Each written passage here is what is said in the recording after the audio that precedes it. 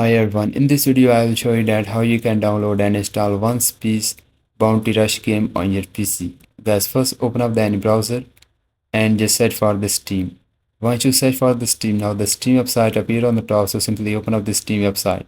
Here you will see the login option on the right hand top, so click on this login option and here simply sign into your account. And guys, if you don't have an account, then just create an account. Scroll down and you will see the option of create an account. Simply create the account, then click on the install Steam you are seeing on the top. And here guys, just simply download the Steam and install it into your PC. Guys, this is very simple and easy process.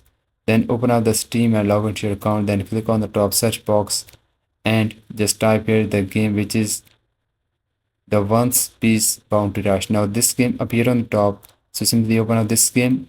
Now here just scroll down and you will see the option of add to library. Now this game is for free, you can play this game for free. So just click on the option of add to library, then click on the OK. Now the game was added to your Steam library. Now click on the library option you are seeing on the top, and here on the left hand side you will find the game, which is the One Piece Bounty Rush. Just click on that, then click on the install, and this is how you can download and install this game. If you find this video helpful, so please like it, and bye bye and take care.